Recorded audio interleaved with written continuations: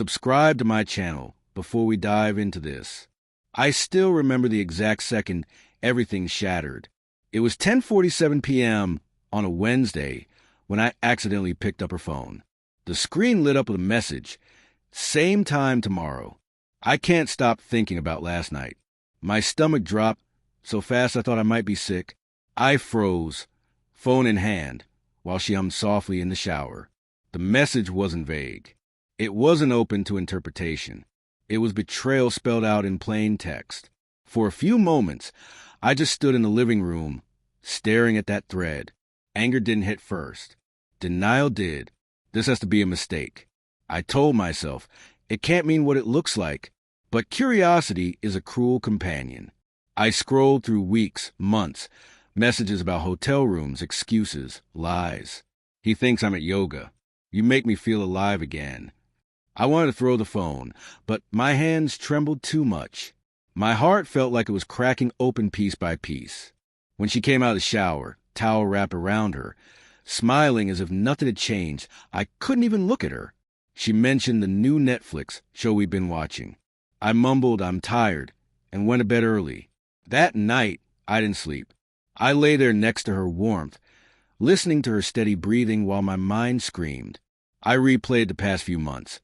Extra hours at work, sudden interest in fitness classes, the locked phone, the red flags I ignored because I trusted her. Part of me had known, but I wasn't ready to face it until now. The next morning, I acted normal. Made coffee, asked about her plans, kissed her goodbye before work. I needed time to think, to plan. I didn't want to explode. I wanted clarity. For 3 days, I said nothing. I watched. I listened. She was careful, but not careful enough. Late-night messages, quick glances at her phone, a nervous smile when she thought I wasn't looking. By Friday, I had enough evidence to confront her or destroy her, but I didn't. I started preparing something quieter.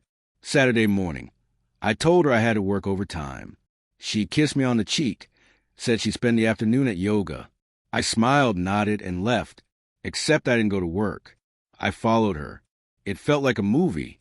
Me, parked a few cars back, hands tight on the wheel, watching a woman I loved walk into a cheap hotel with someone else's husband. My breathing was slow, uneven. My heart wasn't racing. It was numb. She stayed inside for 2 hours. When she came out, she looked relaxed, almost happy.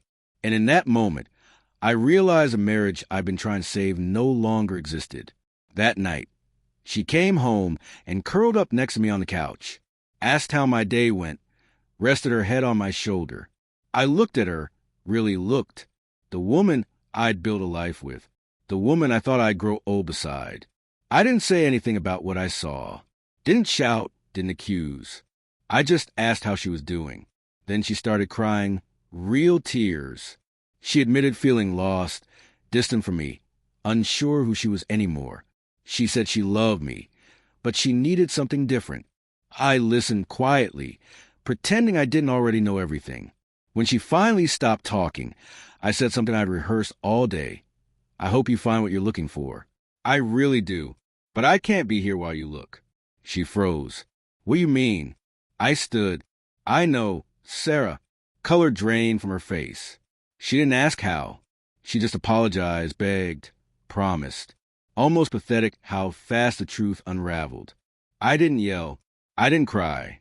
I packed a small bag and left.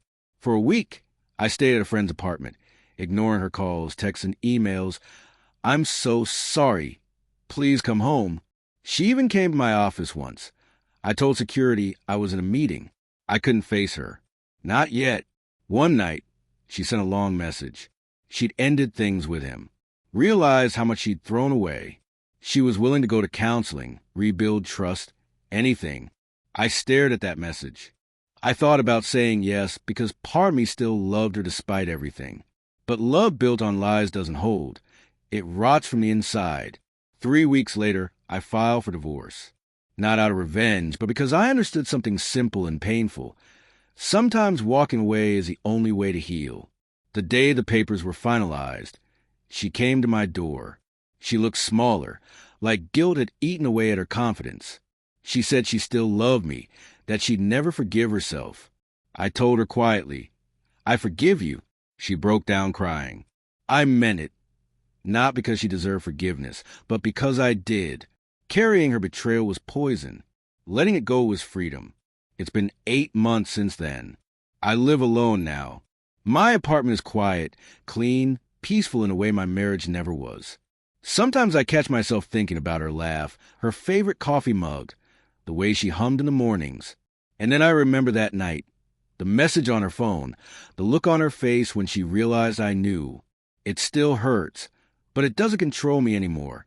People talk about closure like it's something someone else gives you. I learned it's something you choose.